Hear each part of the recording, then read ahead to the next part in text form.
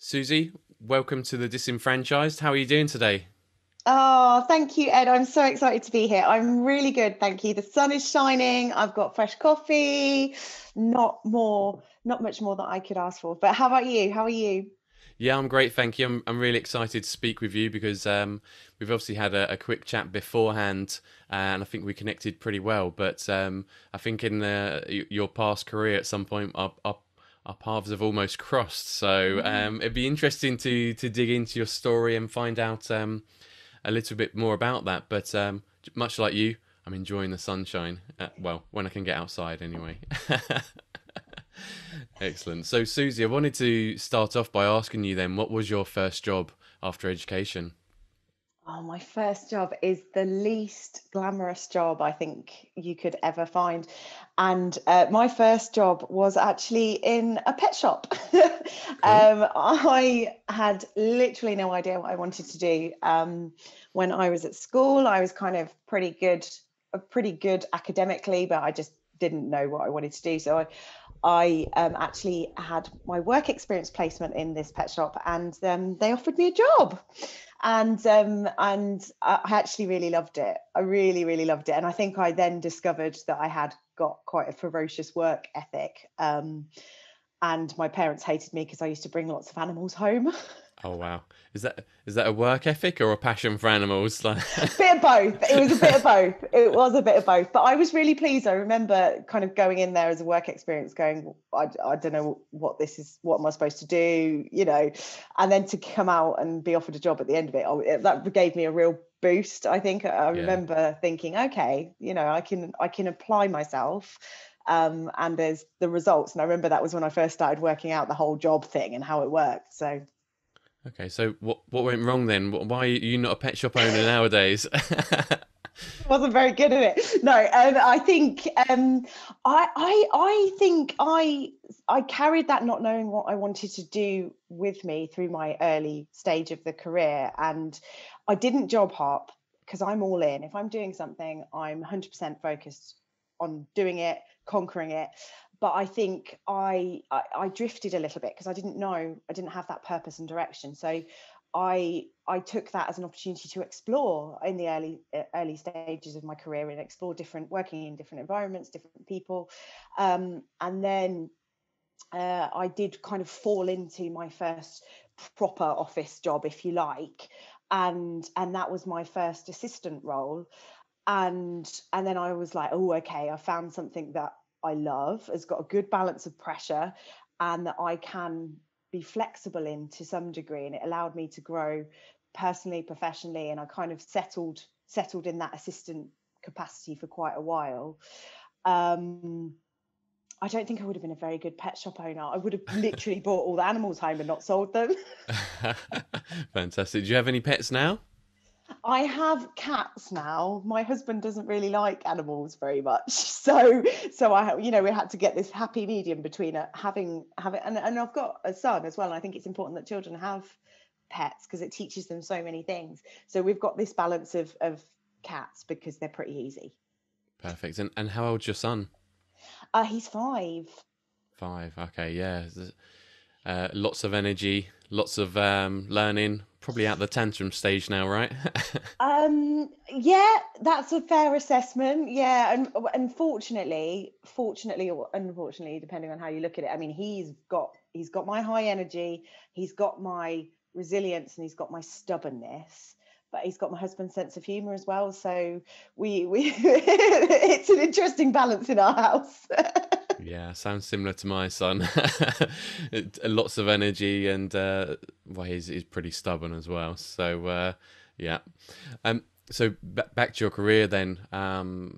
What I mentioned earlier is our paths almost crossed. I'm aware. So tell me little bit about your time with Reed and how you found that role and how you found it. Yes, yeah, it's such a small world, isn't it? I really do find these connections quite interesting. But yeah, so I first started at Reed. That was my first executive assistant role, Okay. and at the time I applied for it, I didn't know it was with Reed. I was working for quite a small company. and I'd kind of felt like I'd been there a few years, and I'd hit the point where I wasn't going to be able to grow much more because it was a small company. I was able to get in a lot more things, but I kind of felt like I was going for the next level. So yeah, I was really delighted when I kind of found out it was at Reed and I got the job, and I thought, well, these guys know about a few things about recruiting the right people. So it was a really exciting time for me to be able to go from a small kind of local company to then work for a large corporate global operation, which still had those kind of family values and the family ethos, which is something that's always been important to me.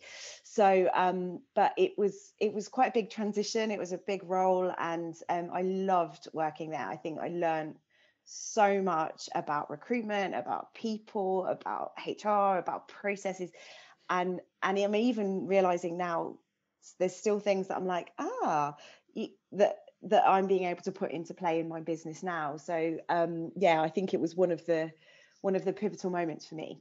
But I think we weren't there at the same time, were we? I think we just kind of like passed. Yeah, yeah. I think I'd left just as you joined, maybe. But yeah, the thing that always sticks out in my mind from Reed is going to the Manor House, right? And Yeah. anybody who's worked for Reed knows what those evenings were like, and going to the local pub. So yeah, it's good fun. But you say the family experience within Reed. I don't know if everybody knows, but it's the company is still owned by the same family that started it back in the 60s, wasn't it? Or I think 1960? so, yeah. Something like that. It's crazy. Yeah. It's the biggest recruitment brand anyway that's family run in the UK. So a big company to work for. I guess that recruitment experience though, or being that in that recruitment environment, has probably given you a good understanding of what the employment market looks like generally. So how have you seen or noticed the job market across COVID be impacted? If you're still keeping tabs, of course, and what do you think the future is after people have left furlough? Oh, big Yeah, questions. sorry. No. I love it. It's great. I think I've been observing a lot of things, I think, throughout this whole pandemic. And I think some of the things from my perspective that have really stood out for me is that, without being blasé, remote working works. And I left employment primarily because I was looking for more flexibility and more fulfillment. As a my son was the reason that I started my business in the first place, because I wanted a flexible yet still fulfilling career. And I felt that I couldn't have that in the constraints of a 9 to 5 job.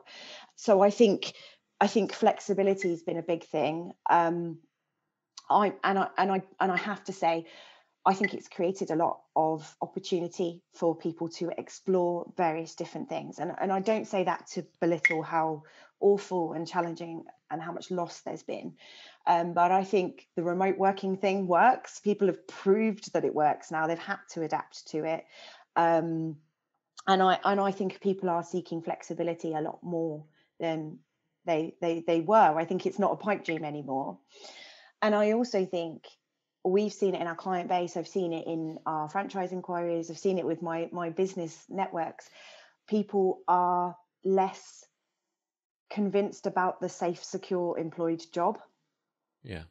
And I think the risk and fear around self-employment in whatever capacity, I think that's softening a little bit, because people that are finding themselves in furlough, finding themselves facing redundancy, if suddenly they haven't, why not take control of that situation? And I think there's a lot more people opening and being more aware to those opportunities that are out there. Create your own. If you can't find a good job, create your own, and I find that incredibly inspiring.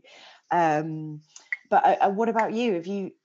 Have you seen something contrasting or complementing to that, or?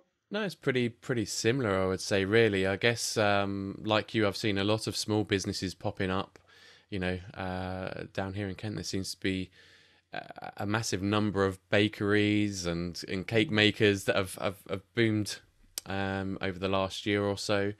A lot more delivery kind of focused companies, and food takeaway restaurants popping up. They don't need a kind of a restaurant to actually operate. They can just operate out of a business unit and deliver to local people, and it seems to be something that's working quite well at the moment. I do just wonder though if overall, after furlough, after maybe COVID's gone, whenever that may be, if it does indeed go, is will people revert back to what it was before?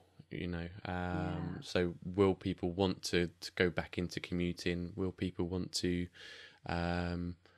go back out? And so therefore those delivery companies are going to struggle. I wonder these things, but Yeah. ultimately I'm agreeing with you on the self-employment side. It seems to have softened quite a bit, and people are looking for maybe multiple revenue streams or something just completely different, actually doing what they want. And I guess the big challenge I find for most people is they don't actually know what it is that they want to do. They're thinking, what's my big idea that's going to make me really successful? I'm not going to, bake cakes for a living. I don't know how to build the next Apple product. So what am I going to do? So that's where I feel the franchising model can come into that. But I just don't feel like it's an option that's considered by many people, which ultimately is why I started this podcast. So you've gone through that self-employment route yourself in building Alchemy VA. So how did you work out that was what you wanted to do, and what were the kind of steps in building out that business for you? Yeah, and just to jump back, I agree with you on that.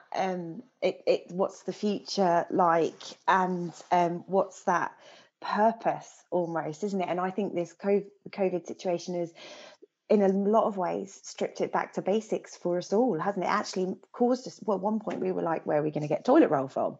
It's really forced us to kind of reevaluate what really is truly important to us as individuals. But as I mentioned before, to answer your question, my son was the kind of catalyst for me. When I had him, it was cliche to true, aren't they? Becoming a parent changes you on so many different levels, and it's nothing that you're ever prepared for. And I just kind of felt, okay, well, I came across the concept of a virtual assistant when I was on maternity leave, and I thought, well, I've just made a human being. I can start a business, in my naive, sleep deprived state. But I loved my work. I loved my work for the main reasons of the variety, the challenge that it brought me personally, but that I was able to really support other people in being the best they can be. So I was like, why can't I just take all of what I'm good at and what I enjoy and just do it in a different way? And essentially that was the birth of it, if you like. And I started kind of freelance, if you like.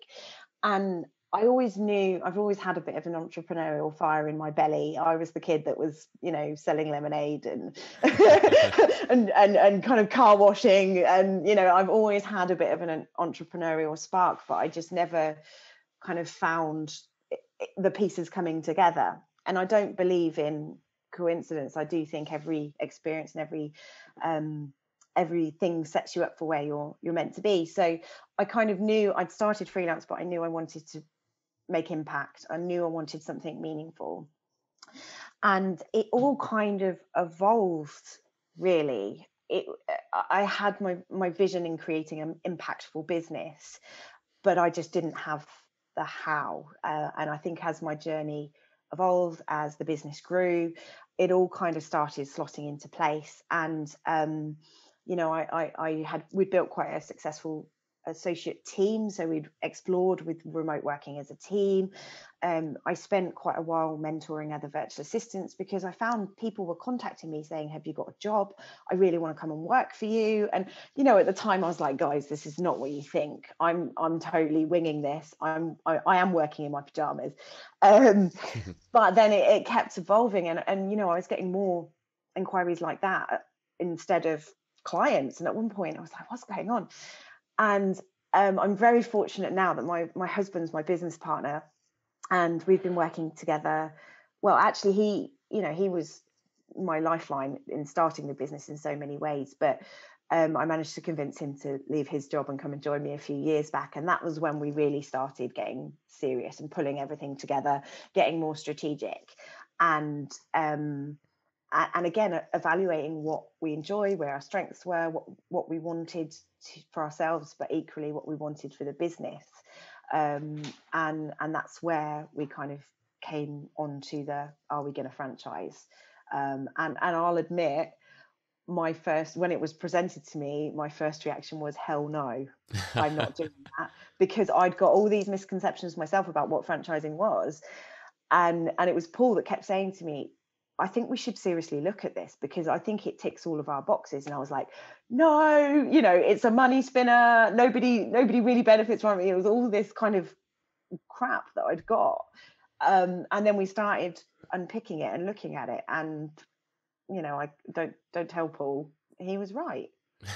it ticked a lot of our boxes, and it was the next level for us to be able to do what I started to do, to support people, to have impact.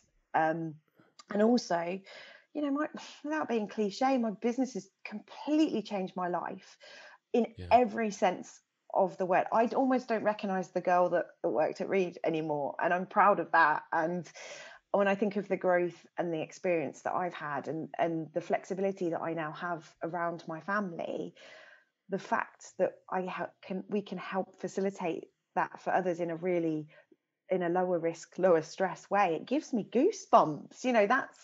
That's when I think, you're onto the right path, isn't it? And not, but again, we can still support our clients with those things as well. So yeah, it's I've gone off on a tangent there. Did that even answer your question, Ed? I don't know. Yeah, no, that's perfect. It was great to listen to you, because you can see very clearly that you're passionate about what you do, and you love the business wholly. It's not just a money spinner for you. This is something that is your life. It's had a big impact on you, and you really enjoy it. But you mentioned there your core values. So I'd be interested to find out what they were. I think you mentioned them in that section, but it'd be good to know exactly what your core values are. Oh, I love talking values, and I love that you've asked that. Okay, family first and foremost, integrity, honesty, adventure. They're my main focuses. And the integrity. Same for your business? Yes, yeah. Absolutely. And it's funny, because when Paul and I first were like, are we going to be able to work together? Is this going to work? We did a lot of work with our coach at the time, and we did a values exercise together, as individuals, but also as what we saw for the business. And we did them separately, and I was a bit nervous. I was like, what's this? We were 99% aligned in all of it. Awesome. And we were like, okay, you can't go. I mean, I don't like to make sweeping statements, but I think most clashes in business relationships are values based, aren't they? So we were like, okay, we're aligned here. The rest we can work out. But what about you? What are your values? Oh, wow.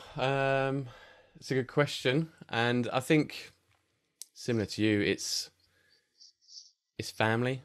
Mm-hmm. It's exploring, honesty and openness, I think, are the main ones for me. If I could probably go on with a bit of a longer list, but those are probably the main ones that I would look to. They're the ones that spring into my mind. So I want to make sure that it's instilled within my family that we're open, friendly, and honest with everybody. But they're also adventurous, I guess, like you. But it's exploring, whether that's a new territory or a new country or whatever it may be, the local area, nature, food, music. I just want the kids to explore and enjoy the world, because we're only here for a short time, and it'd be great to really, for me anyway, I think it'd be great to try kind of most things, Oh, absolutely. So, yeah, those are probably my core values, and thank you for asking. It's not very often you get asked that question, and so I didn't have my answer prepared really quickly. But that's the interviewer in you, I guess. Comes from that kind of recruitment world where you're used to asking people questions. So, Going back to your business then, how did you find franchising? How did somebody approach you, or where did you find it? Well, I think originally it was Paul that kind of put it forward as an option, and that's the kind of first time it came into our peripheral. I can't even say it. Like, that's the first time it came into our vision, and actually we did a great deal of research and modelling and risk analysis and communicating. We did a lot of. I mean, I'm nosy or curious, depending on how you look at it. But we did a lot of talking to other people, other franchisors, other franchisees, and we sought specialist help. And actually, we kind of realised that we were a lot further along than we thought we were. Because again, I think it's this mindset and understanding, isn't it?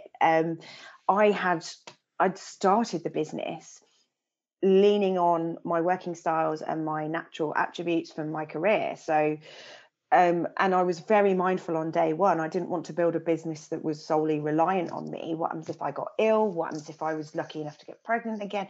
So I'd started writing process guides, documents, mapping everything out when I started the business. And so as we were kind of in that exploratory phase of franchising, we kind of had this moment. We were like, oh, okay, well, we've actually done a lot of the groundwork and we hadn't just recognized it as groundwork. So then we were able to go into that next stage. And I think some of my misconceptions or understandings, I always thought franchises were like McDonald's. You know, they were like big global kind of corporations. I'd not really dipped into the other end, if you like, and I think it was probably the McDonald's thing that Paul came into and was like, well, you know, if they can do it, we can do it. He's got lofty ambitions, as have I, and I think it was just a passing comment, and then we kind of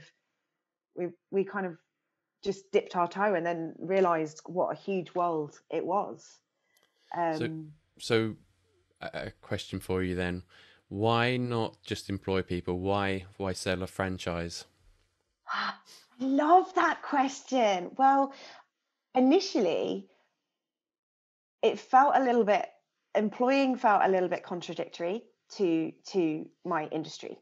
You know, we educate our clients to outsource, not employ. So it kind of felt a little bit contradictory for me to then go and employ. That makes sense. And just leaning in on my purpose and my desire to support others in what I'd done.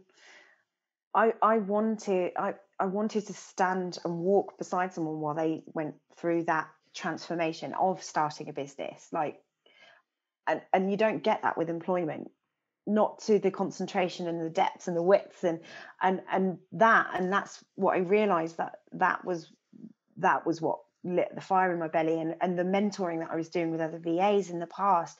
It was seeing them transform and being able to be a little part of that was what fired me up. So to me, I viewed employment, yes, you still need to nurture and support and train and guide your team, but it feels a very different plane to actually, you know, taking a job and starting a business. They're two completely different things. So, but I mean, we do both now. We do employ. We do have some support in our virtual head office. But you know, the franchise route for me, being able to help others start their own business. I mean, I don't think there's anything greater than that. Yeah. And I don't mean that in an ego way. I think generally across the franchise industry, franchise is family, and it is caring and sharing, and that sounds really, really fluffy. Now I've said it, really fluffy, and I'm going to lean on you to make it sound a little bit more commercially sound, but it is, right? Yeah. I think you're right. I think the word family is something that I hear quite a bit. Sometimes maybe I'm a little bit skeptical as to whether or not it's being used as a you know, maybe a sales ploy, but I feel like with you this is something that's real, and I've seen how you engage with your franchisees or franchise partners on social media, as well as kind of in your day-to-day sort of conversations. And you know, I think it's you have to see it as a family. I think I've spoken to lots of people who said it's like a marriage, right, where both Hmm. parties have to um, agree to overcome any challenges because they're going to happen, right? And that's Yeah, almost like what a marriage is we're going to stay together no matter what, no matter what yeah, challenges are thrown at us, and then yeah. work through it together. So yeah, I agree with you. Caring and I sharing. I like Sharing's that. another important and interesting Yes. part as well. I never realised until I joined the industry how much sharing of knowledge and information and experience there is across franchisors, let alone within the franchise brands themselves. It's Yeah. completely different world to being in employment. I mean, Mm, as an employee of a franchisor at the moment, I'm noticing that there's a yeah. lot more people that are open to sharing their experience and knowledge to help you progress and hopefully become successful yourself. Absolutely. And actually, that's Absolutely. going to lead me on to another question for you.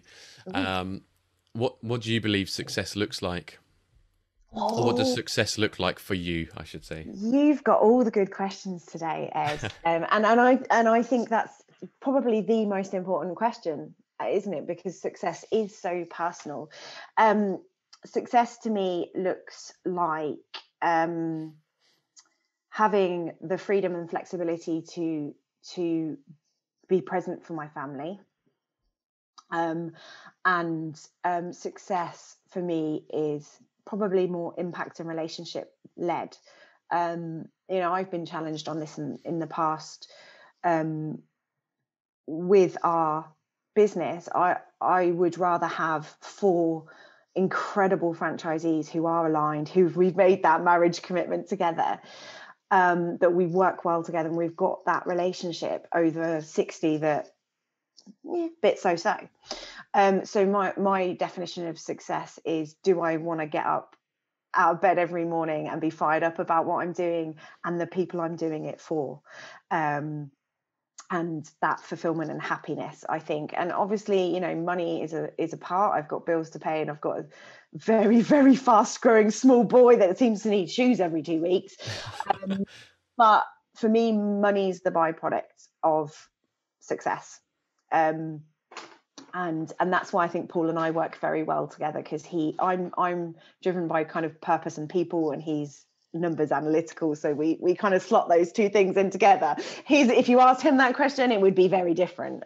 He would be getting out his spreadsheets and saying, well, here's my forecast to success, whereas for me it's more enjoyment of the journey. Yeah, I think it's an important thing for anybody to think about, right? Because Mm. chasing the Lamborghini or the Yeah. massive house, it can drive people, but I guess when they get there, you see it quite often, don't you? People, Mm. it doesn't bring them that happiness Yeah. because they've lost friends or family through Mm. getting to that goal. So yeah, I think I'm probably on your side more so than the numbers side, but I think the numbers can help to You measure need that both. success, Yeah. can't it? So Yeah. maybe it's a combination of the two. But you're right, money is the byproduct, but I also think it allows you to achieve the goals that you have in your life as well. So it can't be something that is just ignored. Dismissed. Let's fly into this business and not worry about the money and the numbers, but it Absolutely. Well, it's shouldn't be the just, main goal or the main target for someone. sorry, my cat is back. And absolutely, it's sustainability as well, isn't it? Money for me, and our financial goals are scaling as the business scales, because ultimately my job is to deliver the most value to our franchisees and to make sure that they are supported. And the more the business grows, the more money we need to do that. So it is a important part. Yeah. And you're right, it's not to be, but yeah, I'm definitely driven by people more than profit. Now I'm going to go back to something you mentioned earlier about outsourcing. So I've spoke about it on here before. I believe that franchising is almost like a form of outsourcing, right? Because those people that are starting their business under your brand, they're just outsourcing that Yeah. setup of the beginning of their business to you. You've Mhm. already proven that you can do it successfully, so that's it. They're outsourcing that to you. But I wanted to think about it from the client's perspective for you now. So the clients that you work with, and why do they use you? Why do they outsource? Some of them are big companies, and they could really just employ another member of staff? Why are they coming to you as a business to help them? Ah, it's a good question. And I think it is kind of multifaceted, if you like. But I think the main reasons are um, the main reason. I'm really sorry, my cat is determined to have his moment in the spotlight. I think the main reasons are the flexibility. A lot of our clients, to be honest, the majority of our clients tend to be smaller businesses. And taking on, I mean, taking on your first employee is a huge, or second or third, it's people are so important. It's a huge risk. People will bring so much to your business, and if you get that wrong, if you recruit wrong, or it can really set a smaller enterprise back significantly. So I think that flexibility of being able to kind of scale up or down the support you need, being able to scale up and down the support with somebody who is used to working with businesses the same as yours, who gets it, who runs their own business anyway. There's instantly a load of transferable skills. They can get the job done, but they're experienced working with other businesses like yours. But also, I think a lot of our clients also see the kind of hidden benefit, if you like, by again, collaboration. If you're getting virtual assistant support from somebody who works in a certain niche, for example, they're perhaps going to have some contacts. There's another benefit there that I think people overlook that a lot. And again, if they haven't got the long-term, especially now, long-term cash projections to be able to justify an employee almost, but they still know that they need support, it's just a really flexible, cost-effective way to get that. And we know we have a lifespan on what we do, and we're all about long-term relationships. But we've got great links with a lot of smaller recruitment agencies, because again, integrity. There might come a point where actually it is more cost-effective to recruit, and we might be able to help them get there. So I just think it's a really great option, isn't it? And again, tapping into a global talent pool. You haven't got the true cost of recruitment with a virtual assistant. You haven't got to worry about their laptop. You haven't got to pay them holiday pay. You haven't got to get their software and training. You can plug them in, they're ready to go. That networking piece, actually, sorry to interrupt, No. is really interesting, actually, because obviously you are working with lots of other businesses, and as you say, the majority of them are smaller businesses that may have a new idea or solution that's more cost effective for your client. It's quite interesting, and I guess that's how you start to develop your own clients, is it? Through networking.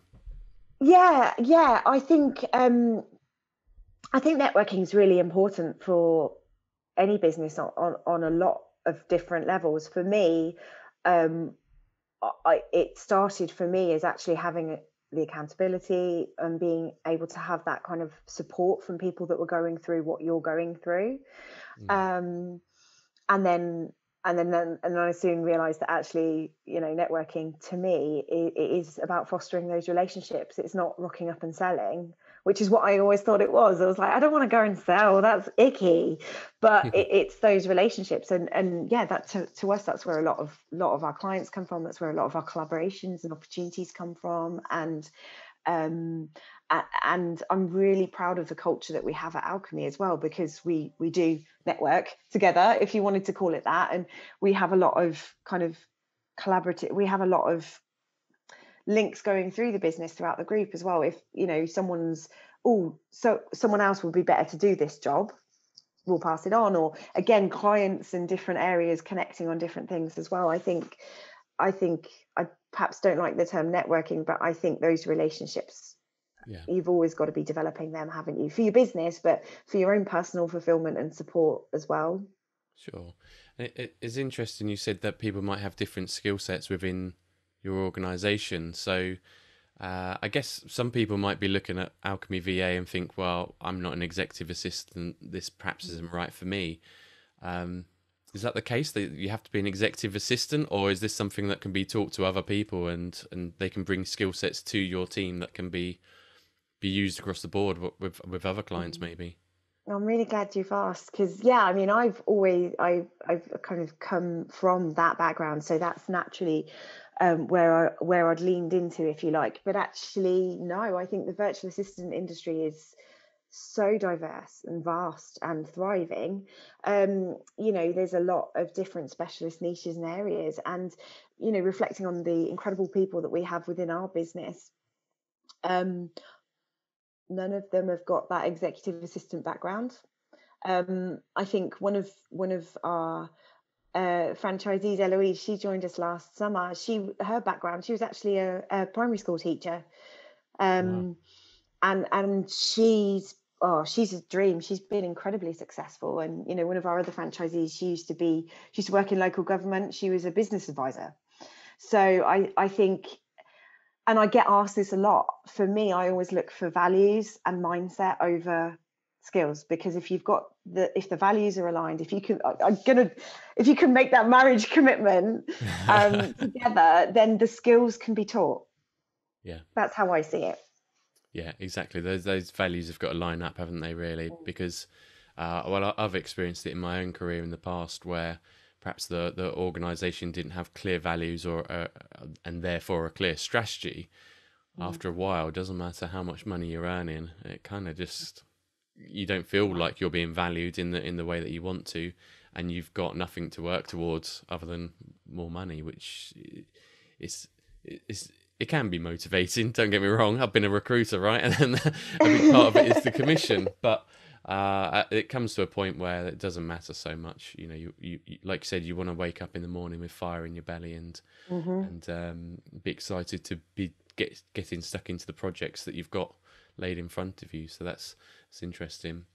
Um, I wanted to ask you if you've had any funny or strange or weird kind of stories from your career or from your time as a franchisor that you're happy to share.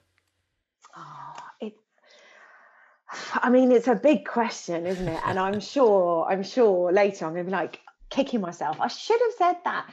Um, I think I'm sure there are a lot of funny, embarrassing stories to share from our franchise journey. But do you know what the first thing that springs to my mind? And this is taking me way back.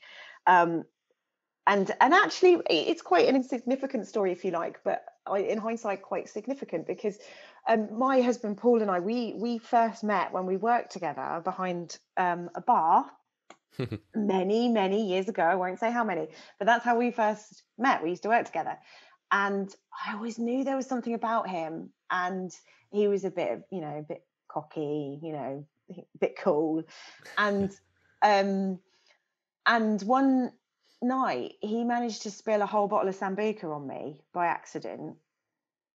Sambuca goes all like Yeah, sticky. crusty and Yeah. gross and sticky. It's horrible, horrible thing.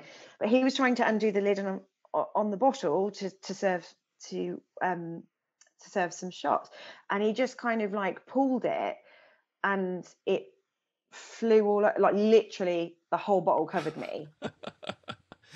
And my first thought was, oh my goodness, how much does that cost? Because which is stupid, because when you work behind a bar, I don't know how much it would have been a shot back then, but that's a lot of money. And I was like, oh my gosh. And then my second thought was like, I'm covered in sabuka and I stink and it's sticky and it's a busy Friday night. Like, what am I going to do?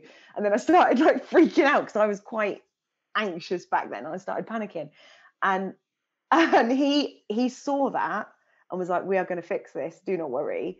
And I think that's when I first kind of started falling in love with Oh, him. nice. That's awful, isn't it? It's so corny. And he fixed it. He kind of he got me a fresh t-shirt and like took me to the staff room, was like, go get yourself sorted, don't worry about the customers.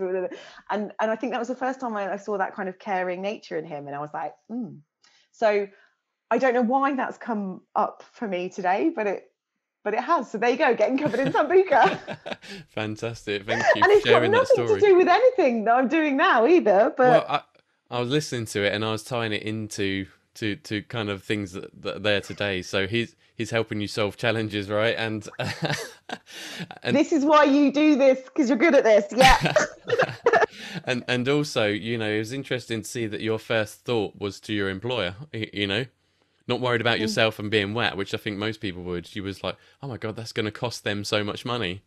That's It's interesting. These little stories bring out these kind of little connections to how you operate and how you live your Mm. life. You know, it's interesting. But Thank another you. question I wanted to ask you, see if we can get a different sort of story, is um, what's been your most inspirational or proud moment?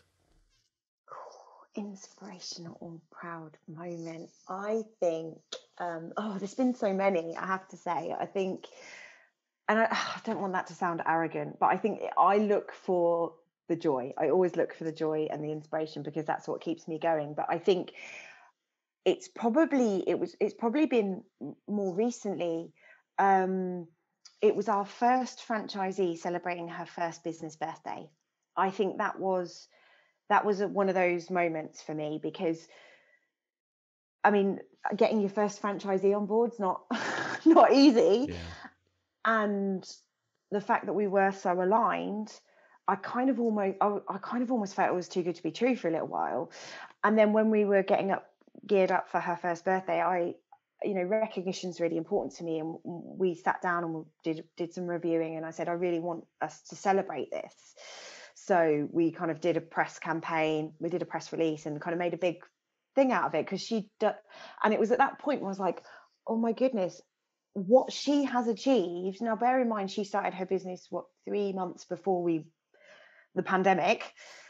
What she's achieved, and her kind of main comment was like, I've achieved in 1 year what I actually set out to achieve in three, wow. with a global pandemic, with homeschooling her children. She's also kind of built her own kind of home garden office thing, which is stunning. She's also a retained firefighter. And I was just like, this woman's amazing. And she was like, yeah, but Suzy, you've helped me. And I was like, you've done all the work. I've just kind of shown you the way. And I had this real kind of, a few couple of days, I felt really emotional about it because I was just so proud of her and what we've been able to support her with. And I think that was probably, I mean, I've got goosebumps now just talking about it. But that for me, I was like, that is what exactly the embodiment of what I set out to do. And I'm quite fast paced. I'm always thinking, I'm always on. And she gave me an opportunity to actually smell the roses, slow down Yeah. and recognize that. Because I think when you're always looking ahead, you're always focusing on other things and different projects and new this and new that and keep development and keep forward. And that gave me a real stop and actually take a look.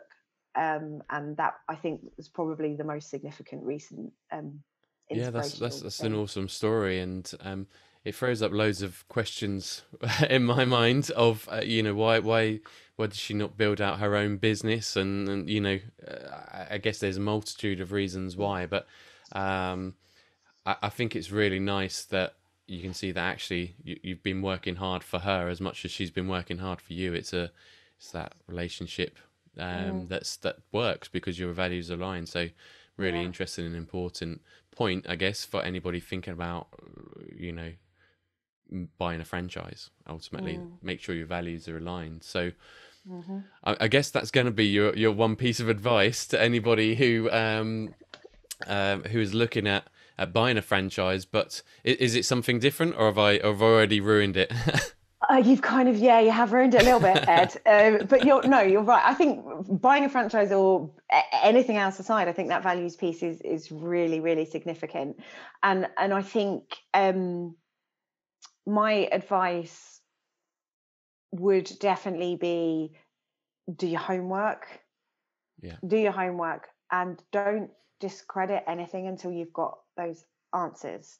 I mean, I'm quite instinctive. I get a good feel for things, but until you've actually had a conversation, I think do your homework and don't make assumptions as kind of sub to the values piece. And again, I suppose I'm going off on one again now, but I suppose that's all aligned, isn't it? Until you've actually had that connection with somebody, you can't identify the values and whether they do clash. yeah. So and I think, without being corny, because I'm very aware I've been a bit fluffy today, but I think believe in yourself as well.